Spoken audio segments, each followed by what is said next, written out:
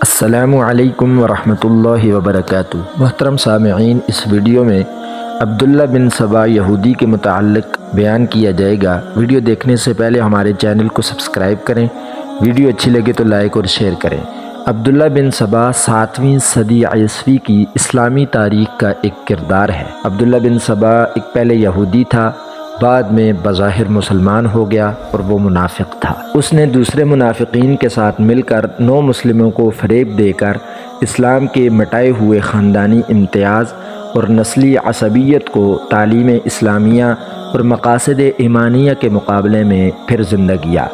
عبداللہ بن سبا نے مدینہ، بصرہ، کوفہ، دمشق اور قاہرہ کے تمام مرکزی شہروں میں تھوڑے تھوڑے دنوں قیام کر کے حضرت سیدنا عثمان غنی ذو النورین رضی اللہ تعالیٰ عنہ کے خلاف نہایت چالاکی، ہوشیاری اور شرارت سے حضرت علی کرم اللہ وجہہ کے حقدار خلافت ہونے کو نو مسلم لوگوں میں اشاعت دے کر پھیلا کر بنو امیہ اور بنو ہاشم کی پرانی عداوت اور دشمنی کو اور عصبیت کو جو مردہ ہو چکی تھی پھر زندہ کرنے کی کوشش کی۔ عبداللہ بن سبا نے سب سے پہلے مدینہ منورہ یعنی دارالخلافہ میں اپنے شرانگیز خیالات کی اشاعت کرنی چاہی، مگر چونکہ یہاں صحابہ کرام کی کثرت اور ان کا اثر غالب تھا، لہٰذا اس کو ناکامی ہوئی اور خود ہاشمیوں نے ہی اس کے خیالات کو سب سے زیادہ ملعون اور مردود قرار دیا۔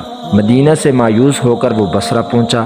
وہاں عراقی اور ایرانی قبائل کے نو مسلموں میں اس نے کامیابی حاصل کی اور اپنی ہم خیال ایک جماعت بنا کر کوفہ پہنچا۔ اس فوجی چھاؤنی میں بھی ہر قسم کے لوگ موجود تھے۔ یہاں بھی وہ اپنے حسب منشا ایک مفسد جماعت بنانے میں کامیاب ہوا۔